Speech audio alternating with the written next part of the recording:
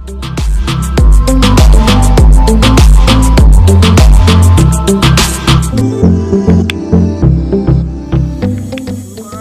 আমি তোমাদের বলতে চাই যে ক্লাস 3 অঙ্কের পার্ট 1 ও পার্ট 2 করে দেওয়া আছে, তো তোমরা যারা যারা এখনও করোনি ওটা করে নাও।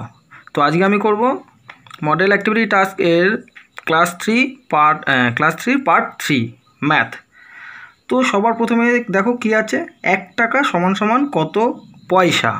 তো এখানে 1 টাকা সমান সমান 100 পয়সা, কারণ আমরা 10 পয়সা 20 পয়সা এরকম করতে করতে যখন 90 পয়সা হয়, 90 পয়সার পর 100 পয়সা, 100 পয়সার পরে 110 পয়সা আমরা বলি না, তখন বলি 1 টাকা 10 পয়সা। তো 1 টাকা সমান সমান 100 পয়সা। তারপরে ক্ষয়েরটা দেখো কি আছে, একটা বক্স আছে, ফাঁকা ঘর আছে, ফাঁকা ঘরগুলো পূরণ করতে হবে। তো দেখো 0, 5, 5 10 আর 5 15। একটু আগে যেটা বললাম আমি 120 পয়সা মানে 1 টাকা 20 পয়সা, তো এখানে 150 পয়সা। 150 পয়সা মানে 1 টাকা 50 পয়সা। তো 2-এর ক, এখানে কি আছে যে তোমার মাসি তোমাকে 20 টাকা 50 পয়সা দিলেন ও তোমার পিসি তোমাকে 30 টাকা 50 পয়সা দিলেন, তোমার কাছে এখন মোট কত টাকা হলো। আচ্ছা বলে দিই, মোট থাকলেই সবসময় কিন্তু যোগ করবে। তো দেখো 20 টাকা 50 পয়সা, 30 টাকা 50 পয়সা, তো এটাকে আমি এখন যোগ করে দেবো। 0, 5 আর 5 10, 10-এর 0 লিখবো, হাতে যে 1 রয়েছে 1টা আমি এখানে নিয়ে চলে আসবো, আর 3 আর 2-এ 5, তাহলে আমার কাছে এখন 51 টাকা 00 পয়সা আছে।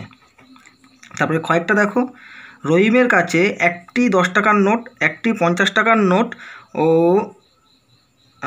একটি 50 পয়সার নোট ছিল। রহিম তার মোট টাকার এত পয়সা পিটারকে দিয়ে দিয়েছে, তাহলে রহিমের কাছে এখন কত টাকা আছে। তো তুমি দেখো এখানে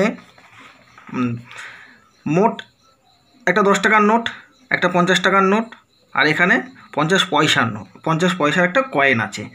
তো সব মানে বলি যে টাকার নিচে সবসময় টাকা লিখবে আর পয়সার নিচে সবসময় পয়সা লিখবে। তো এখানে পয়সার ঘরগুলো ফাঁকা আছে, তো এখানে 0 0 0 0, এগুলো পয়সা। 0 যোগ করবে এটা 5 টাকা 0 6, 60 টাকা 50 পয়সা ও মোট পেলো, এবং কি করেছে তার মধ্যে পিটারকে কত টাকা দিয়ে দিয়েছে, 30 টাকা 50 পয়সা দিয়ে দিল। তাহলে মোট ওর ছিল হচ্ছে 60 টাকা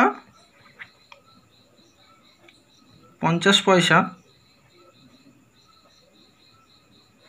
আর পিটারকে দিয়ে দিয়েছে কত, 30 টাকা 50 পয়সা। যখনই দিয়ে দেবে কাউকে তখন তো অবভিয়াসলি মাইনাস তো হবেই। তো 0 দুটো সংখ্যা মিলে গেলে, এটা পয়সা, হ্যাঁ, দুটো সংখ্যা মিলে গেলে 0 0 3, তাহলে ওর কাছে আর 30 টাকা পড়ে রয়েছে। তারপরে অঙ্কটা দেখো, একটি পিঁপড়ের 6টি পা আছে, এরকম 8টি পিঁপড়ের মোট কটা পা আছে। তাহলে এই দেখো, একটা পিঁপড়ের পা আছে 6টি, 8টি পিঁপড়ের পা আছে, গুণ 6 গুণ 8 সমান 48টি। তারপরটা দেখো, সুজাতার কাছে 55টি মার্বেল আছে, সে 5 জনের মধ্যে মার্বেল সবকটি মার্বেল সমান ভাগে ভাগ করে দিয়েছে, তাহলে তার কাছে এখন আর কটি মার্বেল আছে। তো এখানে কতগুলো বক্স দিয়েছে, ভাজ্য, ভাজক, ভাগফল, ভাগশেষ। তো আমি এইভাবে করব, দেখো 4, 5 জনের মধ্যে সমান ভাগে ভাগ করে দিল, 55 ভাগ 5, তাহলে 5 5 11 55।